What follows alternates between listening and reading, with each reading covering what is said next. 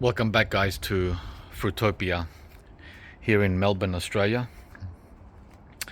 Today we have a whopper of a mango that fell off the tree a couple of days ago. I've had it sitting on the kitchen table. It fell off from here. That's the panicle there, right? And there's another one hanging there, so there was two. And I'm making a video on this mango today because it's huge. It's probably the biggest one out of all of them, although there is at least one other which is equally as big. I would say that one back there, which is still green. And then we have a couple of big ones there, and a big one there on the left. So yeah, there's about three more big ones the size of this one. So this is the one we're gonna be checking out today. This is the Glen mango, and I'm in Melbourne, Australia. If you're new to Fruitopia, welcome. And if you're a regular, well, this will give you even more joy to see on what can be grown in a cool to warm temperate climate. If you happen to be in Melbourne or Adelaide or Sydney. The tree now is around 10 years old, as I've said, and there's the trunk there. I'll have it supported by a picket.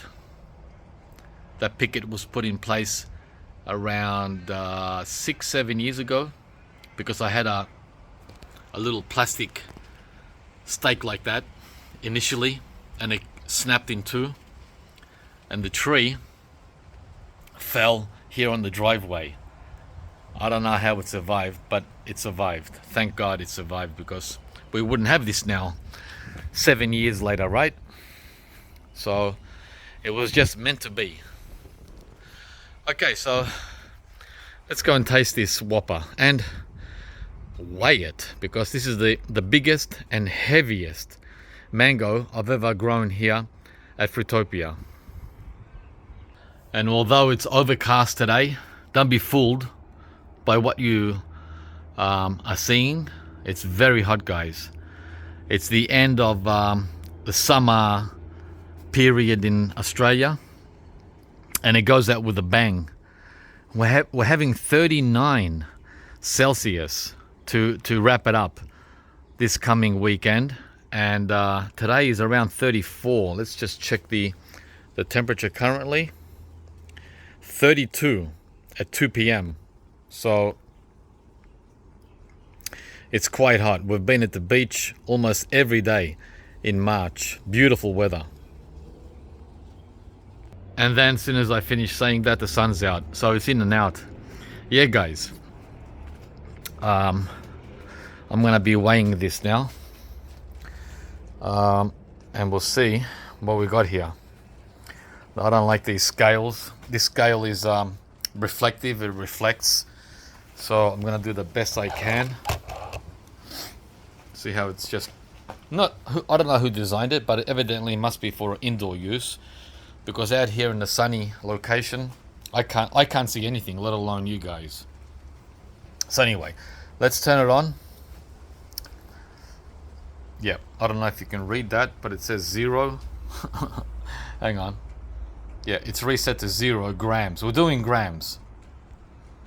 And we're gonna put the mango on here now, the Glen, this whopper of a fruit, right?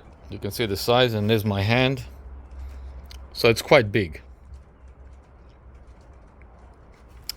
And the weight is 565 grams, right? Yeah, I don't know if you can make that out, but it's 565 G. Okay, here we are with the Glen mango, a knife, and you can see again the size. I'm trying to it's very hard with the camera to show exactly what's going on because of the shape of the lens, but I'm trying to find something to compare it with, like this tape measure for comparison, right? So it's quite sizable. This is a regular tape measure beside it, right? So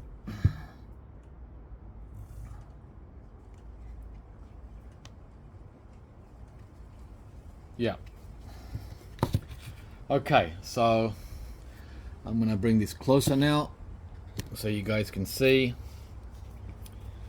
Yeah, 32 Celsius, gonna be 34, nice and hot, and I'm lapping up every minute, guys, because in only 1 week from now, March 20 approximately, this all ends for Melbourne. Okay, we're in Melbourne, so when I say this all ends, I'm talking about where I am in Melbourne, not Queensland, not Darwin, not Perth, but for us. Okay, so I've had it on the kitchen counter for 2 days or 2 or 3 days, because when it fell it was green. It was like that kind of green, but there was a blush on this side and it was soft. I could have cut it that day that it fell, but I thought, let it get some more color on the green side, which is what it has now. It's got that yellow green. See that yellow green? That's what I was waiting for. So I hope that after these 3 days, it's not gelatinous like the first one I picked. Remember the first one, the very first one I picked a couple of weeks ago was not to my liking, and the second one was perfect because I cut it up the same day. Well, let's see what happens with this one after withholding it for 3 days. All right, here we go. And it's a whopper. What was it, 560 grams or something? I weighed it the day that it fell. I weighed it and it was almost 600. I don't know how it lost 40 grams in 3 days. It went from 585 to what was it? 565. Yeah, all right. So here we go. Nice. Oh yeah, it's got that typical mango color, right? And the smell, of course. Wow. Okay, I'm not gonna do it crisscross and then stretch it out. I'm just gonna do it village style, just like they do in the village. In the village that I'm playing with crisscross puzzles, or in the jungle with the orangutans, they just go for it, and that's what I'm gonna do.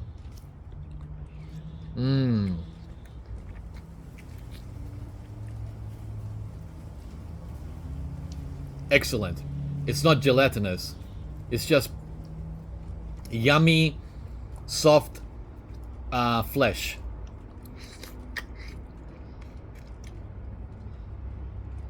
Very sweet, very sweet. Let me come closer. I'm using a little gorilla tripod.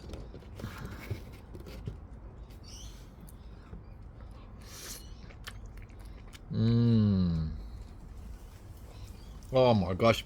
And this is not even cold. This has been out now here in the heat for about half an hour. And in the house I had it on the table, not in the fridge.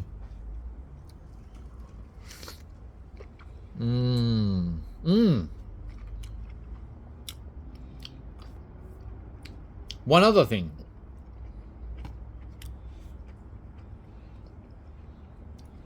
I'm eating the skin. I don't know if you guys have been reading the comments But two people mentioned eating the skin because that's what they do in their country. I don't know which country. I take it Asia.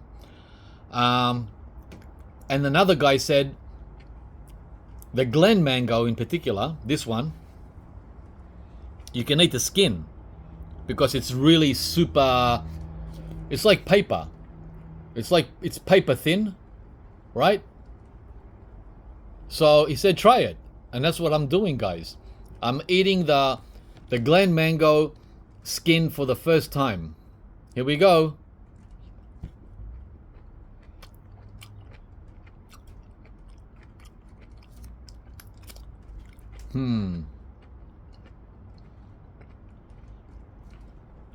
I'm only gonna eat a little bit. By the way, it tastes good. I'm not gonna eat all of it, all the skin, because there might be some reaction. I didn't Google it or research. Hang on. Hey Google. Let's see. Hang on. Is there any reaction to eating mango flesh? Skin. Okay, they're not listening. Hey Google. Is there any negative reaction to eating mango skin? According to Healthline, mango skin contains urushiol, a cocktail of organic chemicals also found in poison ivy and poison oak. Urushiol can promote an allergic response in some people, especially those with sensitivities to poison ivy and other urushiol-heavy plants. Did you hear that? That's all I'm gonna eat. Although it tasted fine, when I heard the word poison ivy, that was a verification that I should stop right there. Yeah, but it tastes fine. Anyway. Wow, guys. Wow. Wow, wow, wow. Oh, yeah. Jungle style. Look at that color. Huh? Mmm.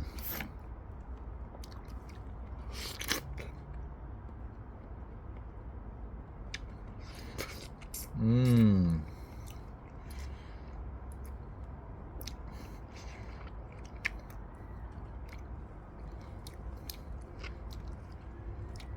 Mmm. I'm gonna eat the whole mango. Wow. This is so delicious. And there's a lot. I'll save the seed for Kim.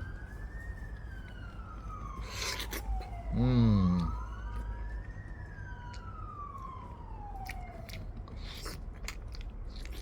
Mmm. Guys, this is so good. It's so perfect.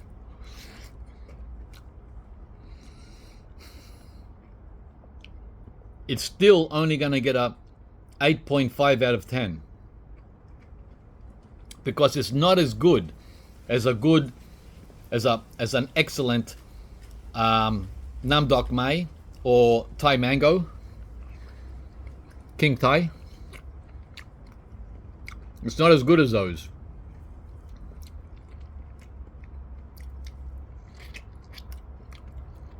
It's close. But for a Glen mango, now that I've had about 10, this is the best one I've ever had. The best Glen mango that I've ever had here at Fruitopia. This one here. It's very close to a 9. Oh, wow. Look at that large piece. Guys, that's a lot of mango from one fruit. Oh. Mmm.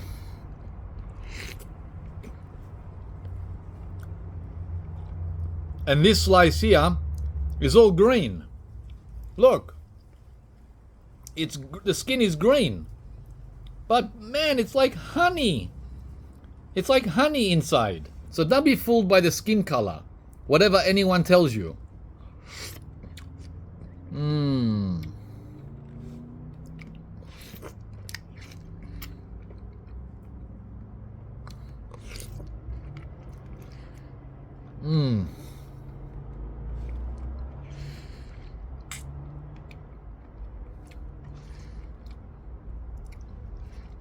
Wow.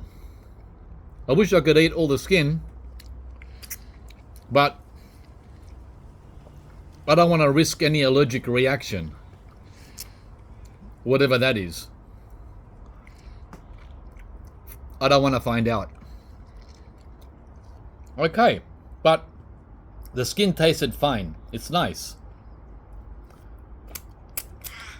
Oh, yeah. Hey, mate. Crow.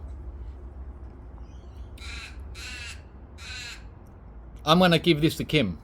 This whole half. This is almost half the mango. She'll love this with a seed.